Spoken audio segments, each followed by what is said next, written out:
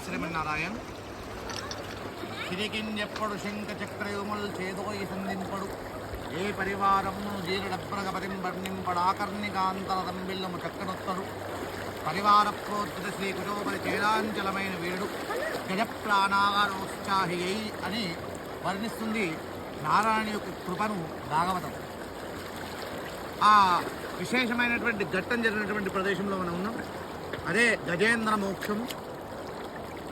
మొసలి ఏనుగును పట్టి అనేక సంవత్సరములు పీడిస్తుండగా తండ్రి నీవే తప్ప నితప్పలం మెరుగన్ నన్ను మన్నింపు భద్రాత్మక అని గజేంద్రుడు శరణార్థి అయినప్పుడు ఆ ఏనుగును రక్షించడానికి శంఖచక్రాలను కూడా వదిలిపెట్టి తన వాహనమైనటువంటి గరుత్మంతుని కూడా అధిరోహించకుండా తను ఆడుకుంటున్నటువంటి తన భార్య అయినటువంటి లక్ష్మీదేవి యొక్క చెంగును అనగా తన యొక్క చీర కొంగును కూడా వదిలిపెట్టకుండా వేలుగు చుట్టుకున్నటువంటి శ్రీమన్నారాయణమూర్తి అదేవిధంగా పరుగున వచ్చి ఆ గజేంద్రుని రక్షించడానికి తన యొక్క దివ్యమైనటువంటి సుదర్శన ఆయుధం చేత ఆ మొసలిని సంహరించి ఆ గజేంద్రుని రక్షించడం జరిగింది.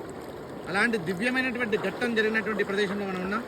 దీనిని నేపాల్ దేశంలో దేవగఢ్ అనేటువంటి ప్రాంతంలో నారాయణ్ ఘట్ అనేటువంటి ప్రాంతంలో జరిగినటువంటి ప్రదేశం. అలాంటి దివ్యమైనటువంటి ప్రదేశంలో మనం స్నానమాచరిస్తున్నాం. స్వామివారి యొక్క లీలా చాలా విశేషమైనటువంటిది. తన యొక్క కృపను వర్ణించడానికి భాగవతంలో ఈ గజేంద్ర మోక్షం చాలా విశేషంగా జరిగినటువంటిది. అలాంటి గజేంద్ర మోక్షం జరిగినటువంటి దివ్య ప్రదేశంలో మనం స్నానమాచరించడం మన పూర్వజన్మ సుకృతం. జై శ్రీమన్నారాయణ.